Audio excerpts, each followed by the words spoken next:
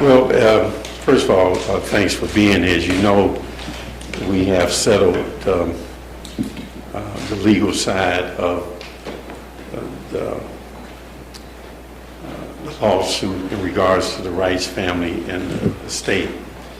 And as you also know, this has been a very difficult time for the Rice family in particular, but for Cleveland in general and the community.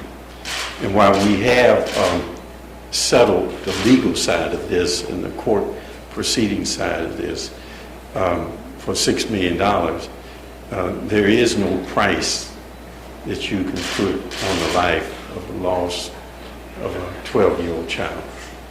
So that is my statement. This is media availability. If you have any questions, I'll answer your questions. Yes, sir. Mayor, the settlement, of course, says that the city is not acknowledging wrongdoing in this case. I'm wondering, how do you square the acknowledgement of no wrongdoing with $6 million?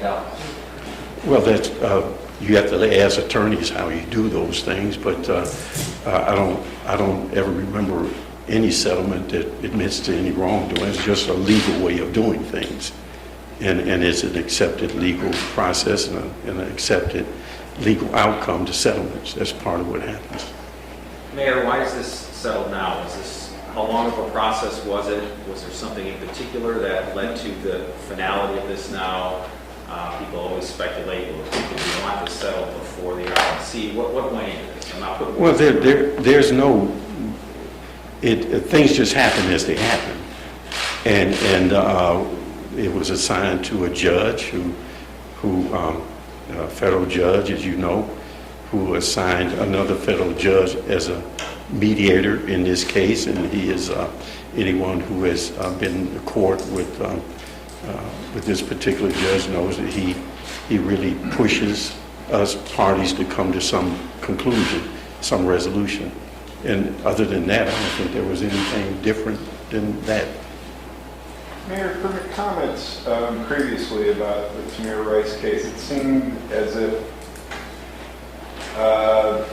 it was your preference to settle this as opposed to having to take it to trial. Would that be correct? No, that's not correct. My comments were that we will function in the best interest of the city of Cleveland while also maintaining the sensitivity of the nature of this particular thing, particularly with the family and the fact it's a 12-year-old child. And so we had no preference as to which way it would go. We just knew that it was something that we needed to resolve, and that if we couldn't resolve it one way, then we had an option to go another way. How is the city going to pay for this, especially as it faces a very expensive consent decree?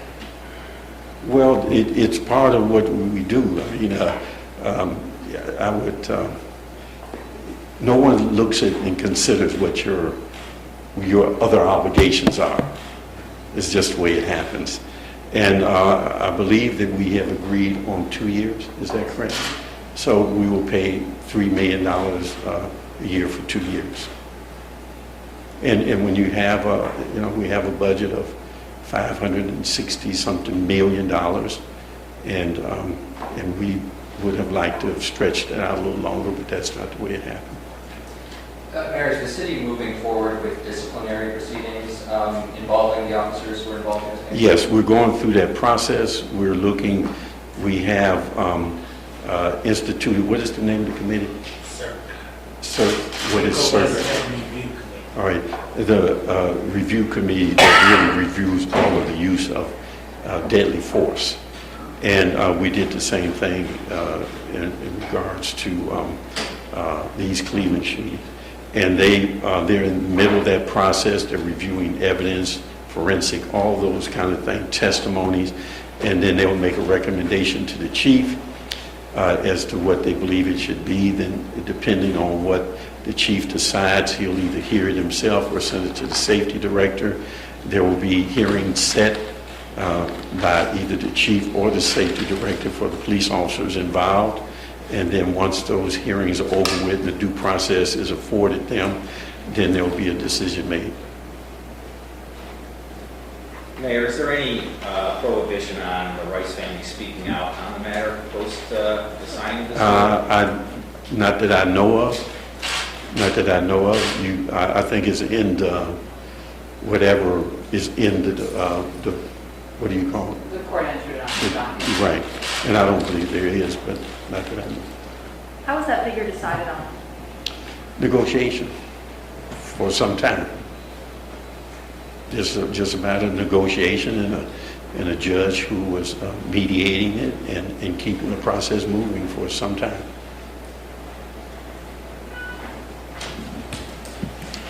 Mayor Jackson, my name is Afiq Scruggs. I'm a stringer with the Guardian.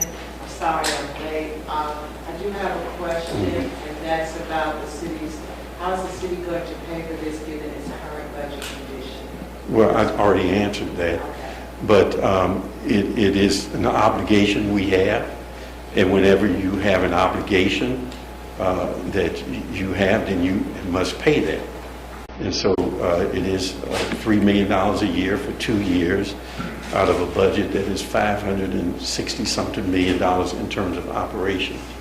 So it's an obligation we have, and we will fulfill our obligations.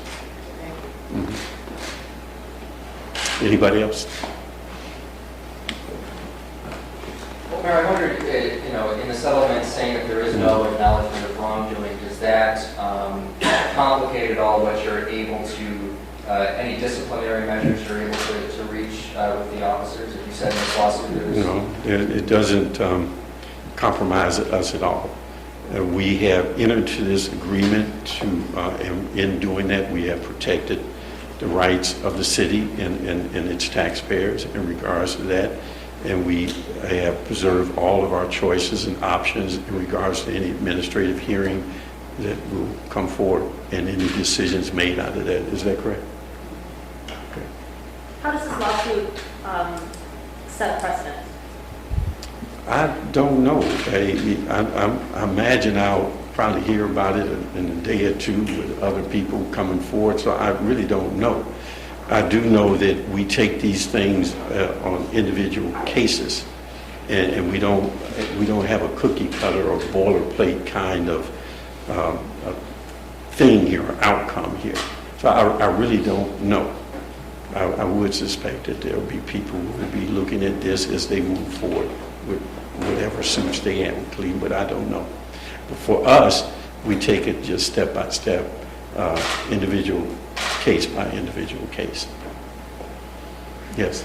Mayor, at this point, I mean, what is the overall takeaway in your eyes from the Rice case at this point? We've gotten to this point. What is it? A 12-year-old died. And regardless of fault or facts or anything, that should not have happened. And believe me, if I had my ruthers, I wouldn't be standing here in front of you today talking about this. If I had my ruthers, it would not have happened. But that's not the case, is it? So we deal with things as we have to deal with.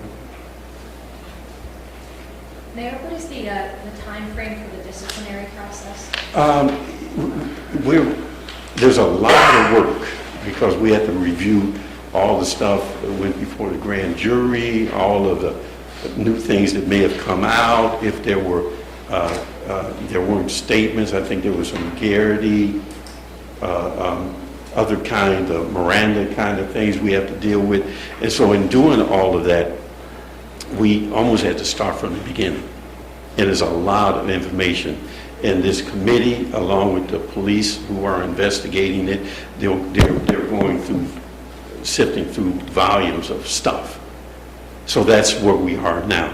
Once that is completed, then I imagine this committee has to come together and make some recommendation as to what the committee believes happened and what they believe were things that were in place that were violated or responsibilities people had and didn't meet, all those kind of things. The chief then has to review it. And based on his review, he'll determine whether he'll handle the hearings administratively with himself or he'll refer it to the safety director. In either of those cases, there has to be a time set up with the police officers and their unions, attorneys, and so that could be continued, all these other kind of things. So I'm saying all that to say to you that it will happen in months, not years, and our goal is to have it done before the end of the year without jeopardizing or tainting the due process part of this. What we've done, not only in this case, but all the other cases that we've handled, is that we've always emphasized transparency and due process. And we're not going to sacrifice transparency and due process just to expedite something or to prolong something. When it's ready to be done, that's when we'll do it, but my anticipation, it would be before the end of the year. Mayor, can you or the director give us some insight into how you came to the $6 million figure? Why not 5? Why not 7? And why did this settle on 6? Well, I mean, again, it's a negotiated process. To talk about how you reach a settlement in the details of those negotiations, I think is prohibited, if I'm not mistaken. But We're dealing with the human life of a 6-year-old that's lost. well, I understand that. I understand that. But as I said, I'd rather not even be here talking to you about that. But I am. And I will say to you that we went through a legal process that we go through many times on many different cases. And there's an ask over here, and then there's a response over here, and usually they're miles apart. And you negotiate. You negotiate things. Now, the factors that come into play in the conversation that is had in those meetings where the judge is there and all that, that's something that happens in the court. But we reached this conclusion, and we accept it because we have agreed to it. Mayor, I believe that there was a request from a city council member to the law department to review the case Right. for possible Right. city charges that could cut. Is that still under review? Oh, yes, it is, because remember, I just gave you this process that we're looking at the criminal side of that. Or is there some quicker way to do that and look at things in a preliminary way and say, preliminarily, we don't think this, or preliminarily, we think that? Yes. But if we're going to be thorough about this, then we want to go through the process. We want to go through the process. The county has already made their determination with the grand jury. There was a request of the law department to look at it to see if there was anything on a misdemeanor side or whatever it may be.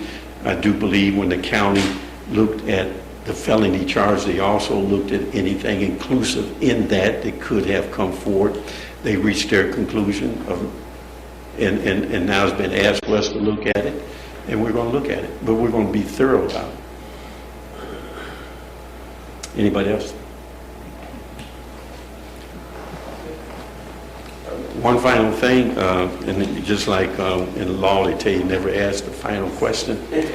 But I do want you to understand that this is not easy for me personally or the city in general.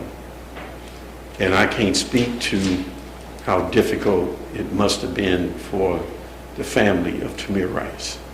I can't even speak to that because it's hard for me to imagine and how I would feel and behave at that time.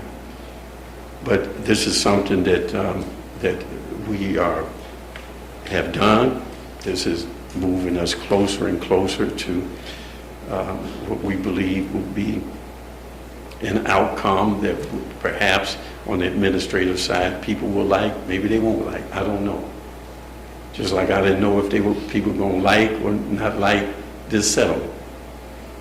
But at the end of the day, a 12-year-old child lost their life.